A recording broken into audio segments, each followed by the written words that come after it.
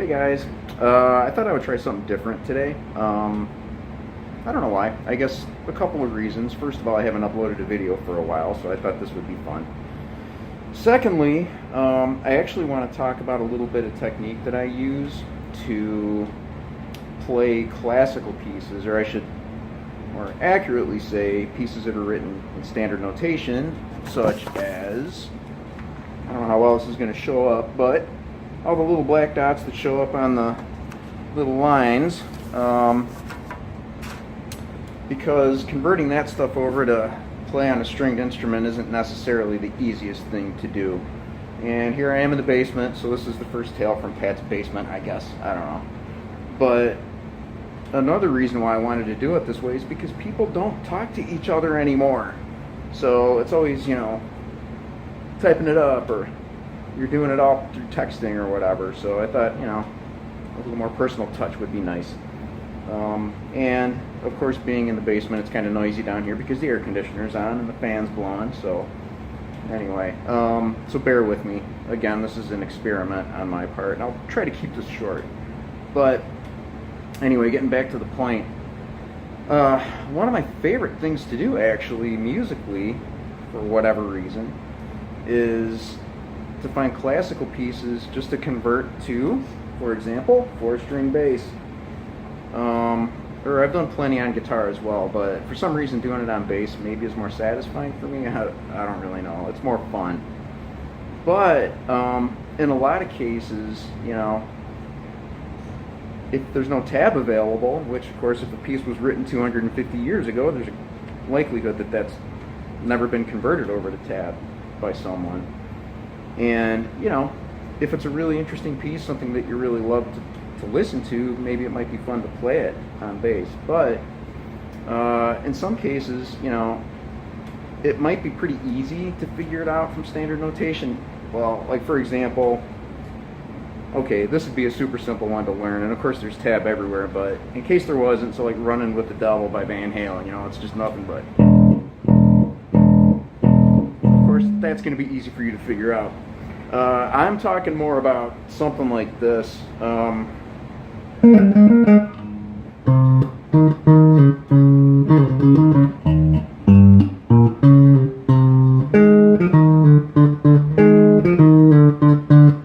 that's Boccherini's Minuet.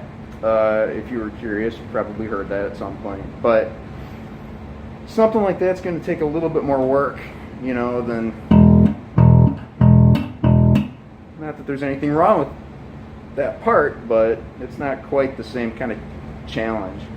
So there are really a couple of things it's really two things that I like to kind of do to prep for this. And first of all, I do have to say that I do know why I like to do this, and I pretty much attribute all that credit to Keith Emerson. If you don't know who he was, look him up. The guy was just a genius, and he did a lot of adaptations of classical pieces, especially pictures at an exhibition. But anyway, it's really because of him that I kind of became interested in doing kind of the same thing for myself.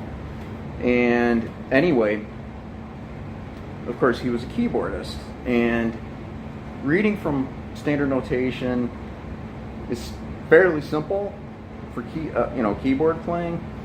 On a stringed instrument, it's not quite as easy. Like, for example, if I see that there's an E, on the paper, I can play it here, here, here. I've got a bunch of different places that I can play that note, and I even skipped a couple of them. But it's really the hand position, like where you're going to play that note, is really the key of what you're looking for.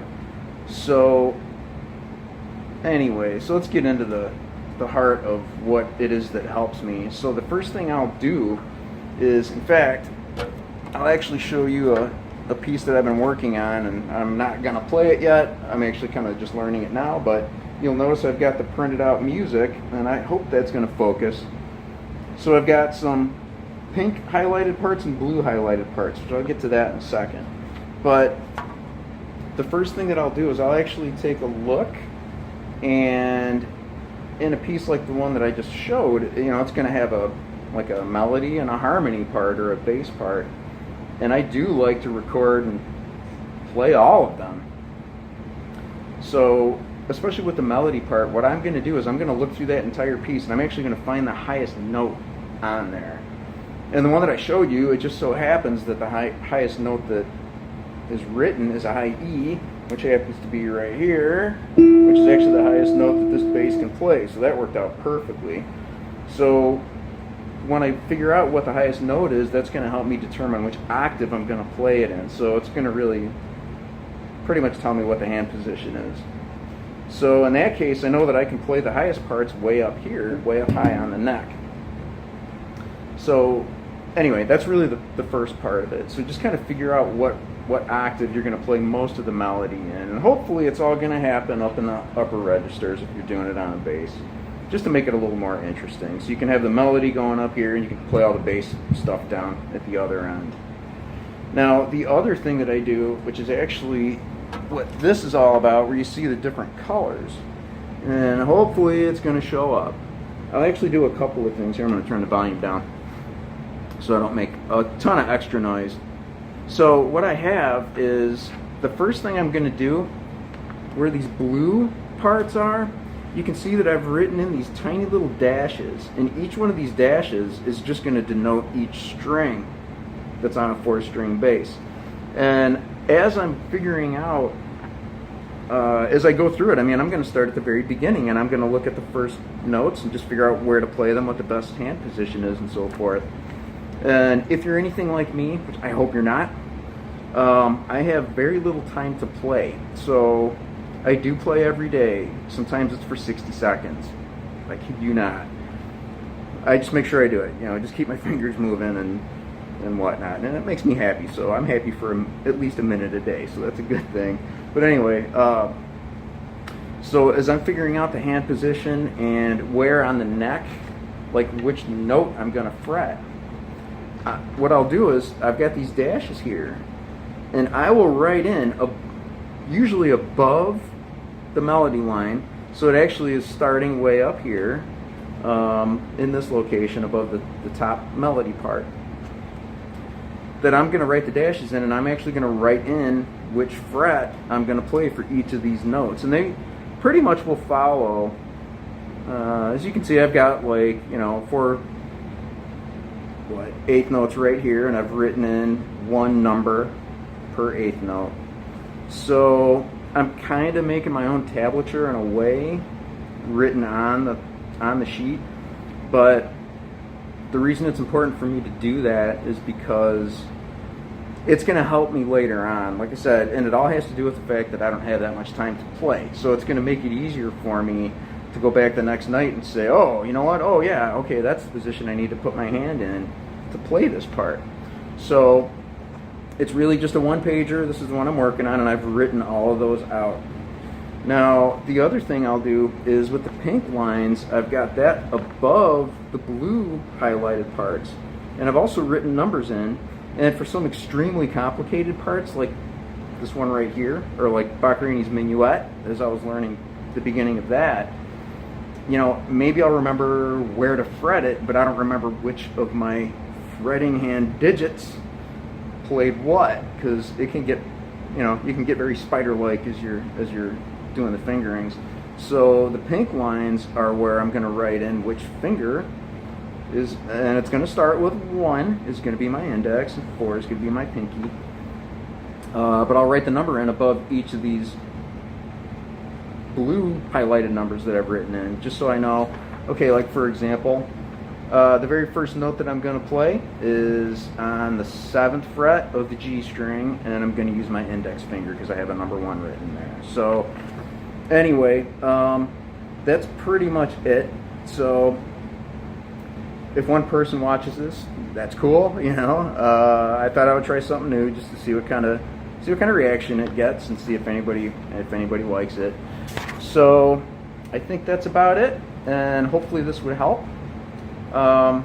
If you want to, you know, leave comments, questions. I'll answer whatever I can. So I realize this is a pretty specialized kind of video that I've made here, and I apologize for the wonderful lighting. I'm backlit, as you can see, as I try to blind everybody. And but so of course you do have to have at least some working knowledge of standard notation. As a matter of fact, with some of these pieces that I'm working on or that I've learned, I need to know the treble clef, the alto clef, and the bass clef. So it sounds daunting. It's really not. I mean, once you learn it, you pretty much have it down. But anyway, yeah, doing this kind of prep work is really helpful. In fact, even sometimes I take the commuter train every day, and I'm on there for quite a while, and without even having a bass in my hands. I mean, thankfully, I know the instrument and the neck well enough that I'll be able to, just kind of know, okay, well, here's a G, for example.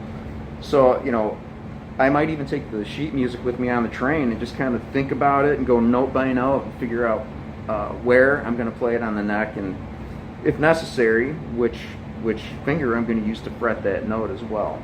So, in any case, I think I've babbled on long enough. So if you've watched this far, thank you very much, and talk to you later.